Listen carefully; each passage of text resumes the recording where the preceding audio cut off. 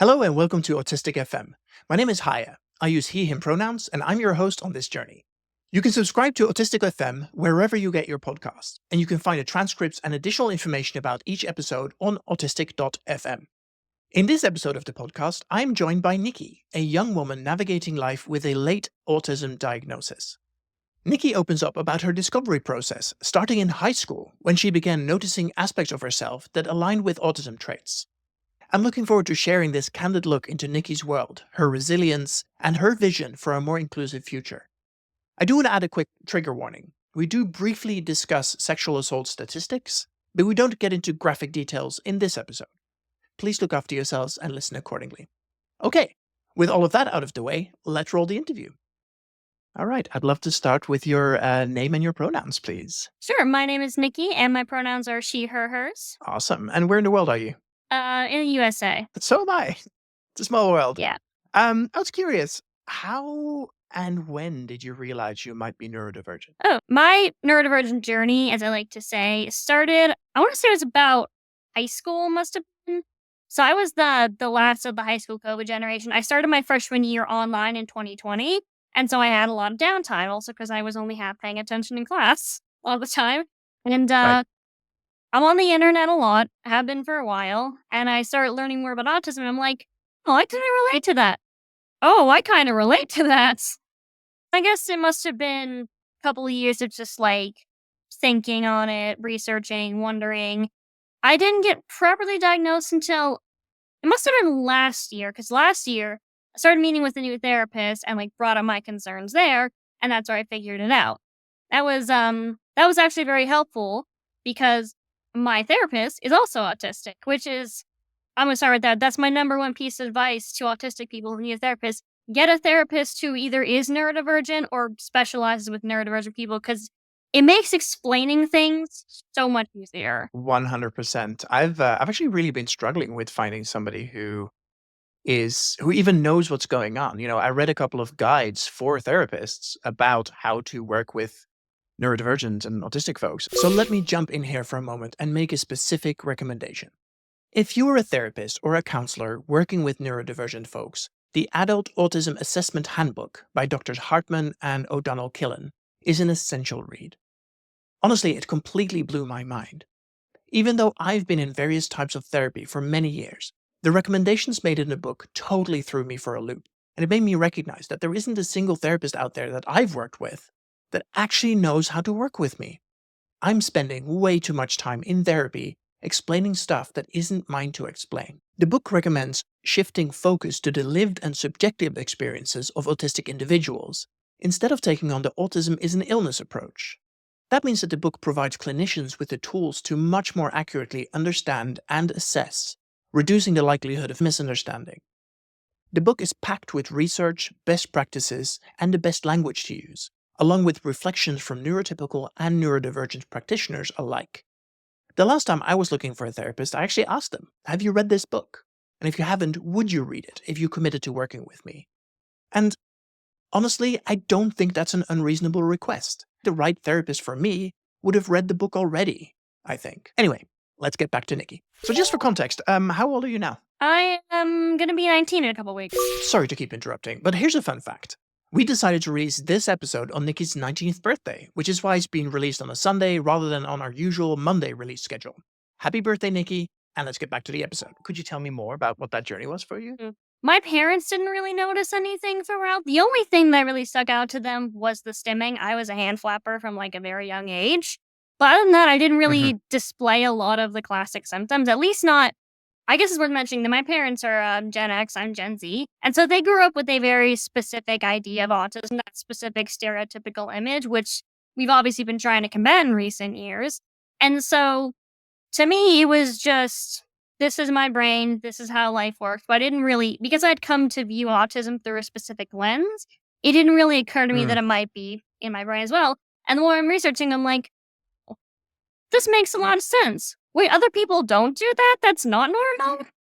And when I figured it out, it was kind of a relief in a way, but it's also kind of scary, I think, because when you realize that you're autistic, you're realizing that you are dealing with a condition that is lifelong. First of all, you're never going to be able to completely get rid of all your symptoms. And number two, you realize you're living in a world that wasn't designed for neurodivergent people. I think that's probably the hardest part of Yeah. it. So when I told my parents, they weren't exactly resistant to the idea. I think they were just more confused because again, growing up with that specific image of autism, they didn't think that I fit it. But then over time, explaining more and more and telling them, no, these are actually symptoms. This is what I've been dealing with. And just because I've been masking really well doesn't mean it's not happening. Yeah, absolutely. You mentioned that it was in part scary, but also in part a relief. I would love to hear a little bit more about the relief. I guess it was the realization that there was just a word for what I was going through. The fact that I was emotionally sensitive, that I think was the big thing. Is like I've always been a sensitive child, didn't realize until several years later what that actually was. And the realization of, oh, my like lack of understanding for sarcasm, my very intense emotions is this isn't me. There's an actual word for this. And there are ways to help with that. I'm not just being sensitive. I have an actual term for it. And I think that was Yeah. that was very empowering in a way. I was like, "Oh, now I know what to work with, and now I know how to, make this easier." Does this for you intermingle with personal identity? Like, I guess, is autism something you have or something you are? An interesting question. I think, well, for me personally, I think it's kind of just something I am. I'm fine with being called either, honestly. I guess it affects so much of my life that it kind of is part of who I am. When I try to think about myself not being autistic, I can't imagine it, because it's just Right. imagine waking up and your perception of reality is just completely different. I really can't fathom that. I've grown accustomed to processing the world in this particular way. And so for me, I guess it's just a part of my identity now. It's a part of my identity that I have been trying to embrace, but struggling at times. What has been hard to embrace about it? The fact that it's not really something you can ever get rid of, even if you can deal with it. Like, also other people. I would say that, again, it differs from person to person, but for me, I think the biggest struggle is just dealing with neurotypical people because they've not been taught Hmm. how to handle us. I, I mean, if you look at me on the outside, I have a job. I was doing pretty well in school. I think I've been masking that for a lot of my life, actually. And so it's only when you talk to me a little later on that you might start to understand, oh, the hyperfixations and all that. But that's hard to do because I'm not a talker. I'm not a people person. It takes a lot to Hmm. get me interested. Now, if you get me on a topic I like, I won't shut up about it. Yeah. But for a while, actually reaching out and making that initial connection is hard. So most of the time, people just see me as the quiet, smart kid in a way. So if you're looking back at your life, are there some signs of like being autistic that you recognize in yourself now that you didn't really understand before? Yeah, see, this is when my mom realized I was the type of kid who, when I was a baby, I would just wake up and be in my crib by myself. I could entertain myself. My mom would have to come get me because she missed me. The stimming, definitely a big one. General sensitivity in a lot of aspects. I hated wearing like hair clips or anything in my hair for the longest time. And I would always take them out after my mom put them in my hair because I just didn't like them. I think all of those things are sound really familiar to me. Like the things that later, like, oh yeah, I've always done it that way, but that's actually not like what most people do. It's such an interesting, like, oh yeah, there's some real differences and challenges there.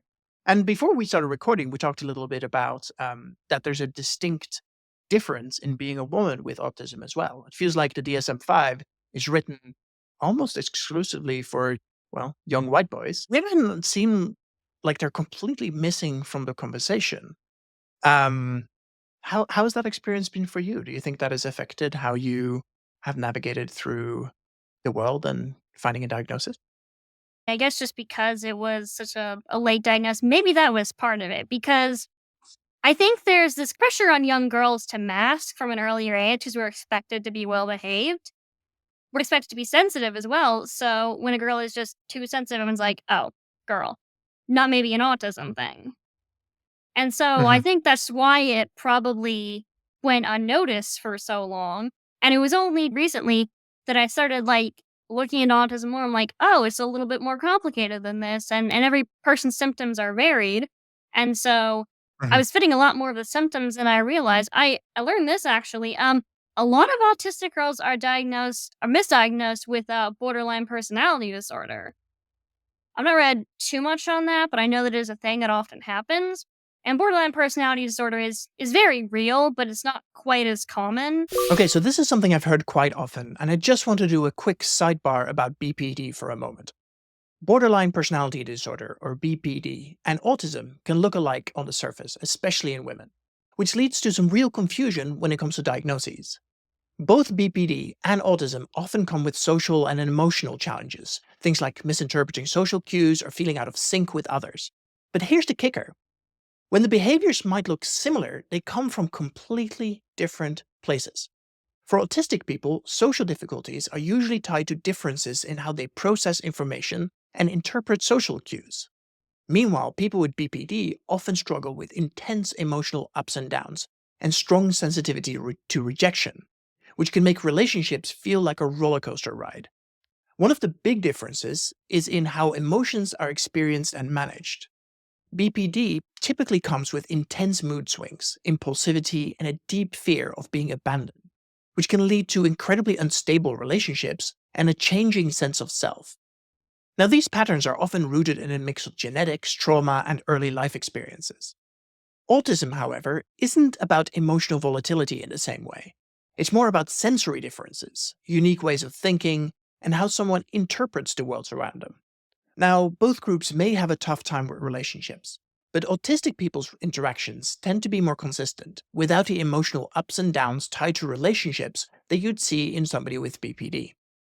For women, though, the lines can get extra blurry, because women with autism are often overlooked or misdiagnosed because they tend to mask their challenges by mimicking social behaviors, which can sometimes look like the unstable or manipulative behaviors seen in BPD.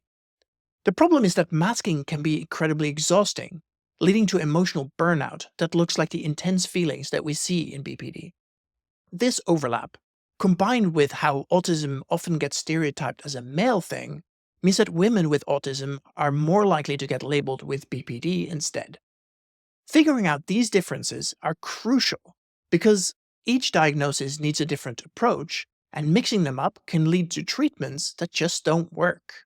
Anyway, let's get back to the interview. A lot of autistic girls are misdiagnosed with borderline personality disorder. It's a lot more rare, from what I've heard. Yeah, yeah, totally. There's also some people who self diagnose as highly sensitive people, or any number of diagnoses that seem to be more gendered. And from what I'm seeing in the most recent research, like there are probably as many autistic women as men. And, the diagnostic stats are not showing that at all, which is Yeah. a little worrying.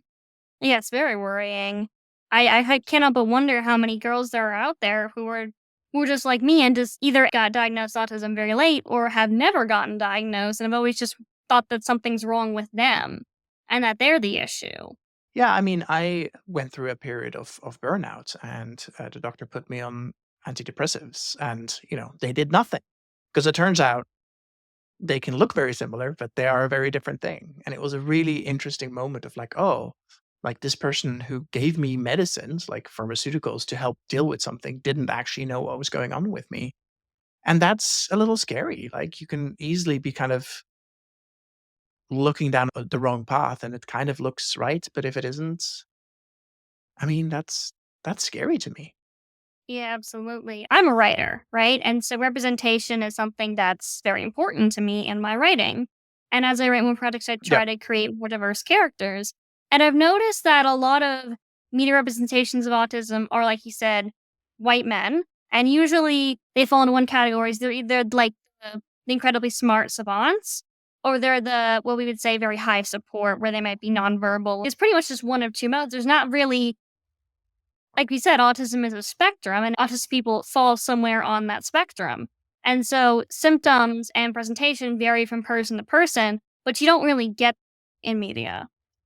Has you knowing about your own autism changed anything in how you approach your daily life? I've been trying to make more changes of noticing areas I struggle with and trying to improve that through working with therapists, just making more of a conscious effort to start, better getting adjusted. I think that's really the big thing. In terms of, Mhm. social aspects, actually, I've been doing pretty well in that regard. I think I made a lot more friends in high school, a lot of whom happen to also be neurodivergent. That's the thing about neurodivergent people, we flock to each other. Yeah, it's peer review, right? Yeah. Well, I think there's something about that, though. I mean, like seeks like, right? And if you are with a group of people who see and understand you in a way that nobody else does, that is a much safer and more comfortable place to be than, you know, going through life constantly being misunderstood or like not understood in some way. Yeah, exactly. I think in a lot of aspects, that's why people like me who may not present as strongly can often be, for lack of a better term, in the closet about it. Because I mean, nowadays, on my social media, I'm pretty open about being autistic. And so when I'm open about it there, a lot of well, first of all, on one of my Instagrams, that's only people I know in real life because account's private. And so that's people who've already known me for a while, but when it comes to meeting new people, talking about it can be kinda hard because when you tell people, then they start judging you. Like, "Oh, you're the autistic person. You're the person who's never gonna be able to, fit in or get the joke or anything like that." Which is why I found myself often masking very hard and just, A, not telling people about it, and B, just pretending to be more social, but not in a way that feels right at times, just in a Mhm. way for being social for the sake of being social and not for my own sake. Supposedly, only about 20% of autistic people are employed. I think that's because of a lot of the struggles. So I would say if you're an autistic person looking for a job, probably don't look for a job in customer service like I have. I know sometimes it's hard when customer service is pretty much the only option. So at that point, there wasn't really a whole lot I could do in that aspect. But if you can find a job, if you're struggling with human interaction, find a job that minimizes that. And if you can, just do that instead. Again, being a delivery driver, solid job because nowadays most people just pay for their stuff online, have you leave it at the door. Very convenient. Yeah, totally. Have you found any specific like resources or communities or modes of interacting with people that helped you understand yourself better? I think it was, going to a new therapist and being reassured Mhm. that no, I'm not just sensitive. There's an actual term for this, and there's ways to, become more well adjusted. I think, again, a lot of my friends are neurodivergent because we just kind of tend to attract each other. And social media has been very helpful in that regard. I got my YouTube channel where I make stuff. I got TikTok, Tumblr, and all that jazz. And so that's a good place to reach out to communities, mostly fandom communities, when you can bond over the shared love of this piece of media, which is good for me because if you wanna talk about this, I will gladly info dump to you. I think that certainly helps in a lot of aspects. And just being able Yeah. to social media has ups and downs, of course, but for me, it's been generally a net positive, I think. Mhm. Yeah. How has your relationship to being autistic evolved, or has it kind of stayed static? Uh, you know, it's kinda had its ups and downs. Mhm. I confess this kinda reluctantly, but I will say it because I think it's kinda important. I've had days where I wish I wasn't autistic anymore, and I know that sounds like a terrible thing to say. Sometimes it just seems like it would be easier if I was neurotypical, and maybe it probably would. But I have to remind myself there's really nothing I can do about that. I am who I am, and I imagine if I just woke up as a completely different person who processed the world in a completely different way, that'd be kinda nightmarish, honestly. The thing that kind of leapt out of me about what you just said was it expressed a "oh, I shouldn't say this" kind of thing. Yeah. Um, where did that come from? Like, what? It looked like you were having an emotional response in that Yeah. moment. Yeah, I mean, we talk about autism cures as a broad spectrum. This is the kind of thing that neurotypical people want for us. And Mhm. so when you admit to the struggles, it almost feels like you're conceding that in a way of like, oh, maybe they have a point. And I think this feeds in the fact that it's very difficult to just talk about being autistic because I feel like if you talk about struggling, then you're just denigrating autism to the rest of us. But if you talk about the positives, Mhm. then you could end up on a subreddit. People are claiming you're fake claiming. That's a whole thing. Right. There's like Yeah. whole communities dedicated to rooting out people who don't fit your specific idea of autism and trying to say they're faking, which, first of all, no. I find that very hard to believe that anyone would actually fake being autistic when you know the social Right. stigma that comes with it. That's Yeah, just the that's way I say. a next level gatekeeping type situation. Very strange. Very, very strange. Yeah. And I think at the same time, like, I've had many moments where I was like, God, why can't I just be normal? Right? Why can't I just like, and I can't. My brain is wired differently. That's totally fine. But there's definitely this feeling of resentment that happens for me when I realize I'm living in a world that wasn't built for me. Yeah, Like exactly. very simple interactions, going to the post office or whatever, are just so incredibly overwhelming. Again, that's the thing that's hard of it because we hear about these cures of autism from like neurotypical people who just basically want us to shut up and be normal effectively. And the concern isn't really Right. about us. I mean, if there was a I think there's a difference between saying, I wish I wasn't autistic and I wish autism didn't exist. Because again, other people probably feel very differently than you. I could never say that Hmm. I don't want autism to exist. Maybe I don't want to be autistic sometimes, but I would never go so far as to say that. Right. I kind of want to change gears a little bit into talking about the experience specifically as a woman, and what are the differences that you have perceived in, I guess, being taken seriously as an autistic person? Yeah, going back to the whole fake claiming thing, a lot of the posts I see online of like this person's obviously faking are of people who are female and were like assigned female at birth. Like it always seems to be those types of people who are getting fake claimed because people don't seem to believe they can actually be autistic. I think that's just the big difference. And also just being a woman in general has its own set of struggles. I kind of hate to bring this up, but autistic women are much more likely to experience abuse and sexual assault. I think something at like 90%, which is a scary statistic. Okay, I just have to jump in here for a moment as well. I had read that statistic before, but I wanted to dig a little bit deeper. So the study Nikki is referring to is published in 2022 in a publication called The Frontiers in Behavioral Neuroscience, and is titled Evidence that 9 Autistic Women out of 10 have been victims of sexual violence. The research reveals staggering statistics on victimization among autistic women. According to the study, 88% of autistic women reported experiencing at least one instance of sexual violence, with many facing multiple incidents over time. Nearly half of the respondents reported 4 or more instances. Now, any sexual violence is horrendous, but this is particularly insidious as the statistics seem to indicate a pattern of repeat victimization. As you might suspect, these high rates correlate strongly with PTSD, as autistic women in the study were significantly more likely to experience trauma related disorders than neurotypical women. This showcases the mental health toll associated with these experiences. Now, these statistics shed light on the unique challenges autistic women face, with factors like social and communication differences often heightening the risk. I should point out that the study emphasizes that autism is a risk factor rather than a cause, and the researchers themselves advocate for societal level changes in understanding and supporting autistic women, particularly regarding prevention and post trauma care. With that, let's get back to the interview. Autistic women are much more likely to experience abuse and sexual assault. I think something at like 90%, which is a scary statistic. I want to tread very, very carefully and not victim blame. But if there's a 90%, whereas I believe in the wider population, it's about 1 in 3, which is still way too high, but the number is very different. Do you have a sense for how or what is happening? Abusive people are good at finding people who are vulnerable. You are they are good at spotting people who are maybe not as emotionally well adjusted, maybe who don't always understand that this is not a good thing. If you don't always maybe don't understand social cues, maybe don't understand that hey, this person's actually being very bad to you. I think that aspect plays into it a lot.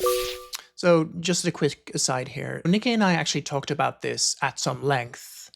And I think I have to do this topic justice. And to do that, I'm going to do a whole episode specifically about autism and sexual violence at some point in the future. But I'm going to save this for another episode. Are there resources where women in particular can get more help or training? For me personally, I'm thinking about autism as an individual journey and just Yeah. what's focusing on me. And so again, working with a therapist who's autistic woman is very helpful. I know there are organizations, the Autistic Women and Non-Binary Network, which specifically works with women, trans, and non-binary people who are autistic to address their specific needs. So there are resources Mhm. out there if you need it. For me, it's not really been for me, the gendered aspect of it has been less of a concern, just because I guess because the journey has been so recent for me. But if you're someone out there who needs resources like that, there's definitely there. Awesome. Thank you. What advice do you wish you could give to your younger self? Like knowing everything you know now, imagine you can zap back in time and talk to the 15-year-old Nikki um, about something you wish you'd known. You're not crazy. That's a good one. Your feelings are valid. You are this way because of something that was completely out of your control. And you're going to be living in a world that wasn't designed for you, but that's their problem. I think that's just my big thing is it'd be so much easier to deal with if it wasn't other people. I always feel like autistic people are changing for the world and the world isn't changing for us. And I feel like that should be different. Yeah, I feel like there's a lot of conversation right now about what they're calling the double empathy problem. Neurotypical people typically assume that autistic people will adjust to a world in order to be able to meet the allistic people where they are. But the truth is, it is also possible to meet halfway, like give some concessions. That is so exceedingly rare that it feels like there's a lot of kind of ableist behavior that happens there when autistic people are out in the world. Yeah, exactly. I feel like there's always when you talk about, I'm someone who's big on equity and social justice. And so every time I talk about subjects, there's always people who are like, you're asking for too much. When in actuality, you're asking to be on the same level as everyone else. And that applies to sort of people. That applies to women, people of color, to LGBTQ people. But I think for autistic people in particular, it's just that's why I think I'm worried about, not to get political, but I'm going to get political, the upcoming election, where I'm like, here we got candidates talking about getting rid of the Department of Education, which could be terrible for students who are on IEPs and 504s because they need those. I think there's this feeling amongst a lot of people of why do things have to change? Why can't we just stay exactly where we are? Because change is good. I mean, Right. as an autistic person, I don't really care for change, but I can tell you that change is necessary. And some people just aren't willing to concede on that, you know? And I think that that's the big thing for me. If if more people were willing to just give us a little bit, we're not asking for all that much. The right to use our IEPs and 504s to make our life easier, the right to accommodations. We're not asking you to give anything from yourself. You're not losing, but we're gaining. And so it should just be mutually beneficial. But Mhm. oftentimes changing for other people is inconvenient and that's why people don't want to do it. It makes your life just the tiniest bit less convenient, and so it doesn't occur to you want to do that. Some people just don't care. And sorry, not sorry, I don't like you if that's your mentality because, like, the world's not gonna crumble if autistic people have a little more rights than they already do.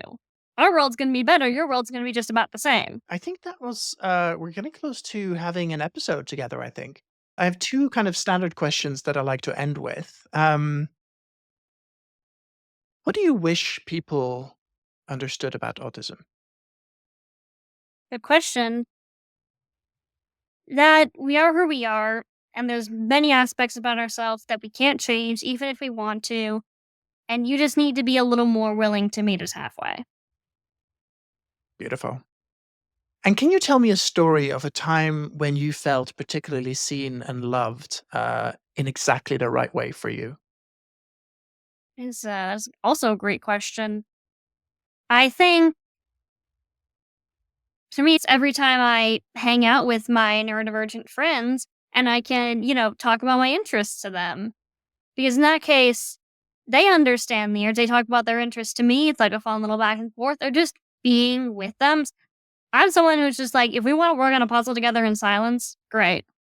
So that's the moment I think where I really feel seen is when people who are neurodivergent understand exactly the kind of love I need and give that right back to me. Beautiful. Nikki, thank you so much for joining me on the podcast. It's been an absolute joy to have you, and I can't wait to share this with our readers. Yeah, Readers? thank you for having me. Listeners. Readers, listeners, Uh, it's all the same. Thank you for having me. Thank you so much for listening to this week's episode of the podcast. You can find us on TikTok on Autistic FM, on Instagram at autistic_FM, and on the web on autistic.fm. This podcast is produced and hosted by me, Haya Camps. If you know anybody who would be a great guest for this podcast, please don't hesitate to get in touch. You can email us on hello@autistic.fm or reach out via the socials. See you next week.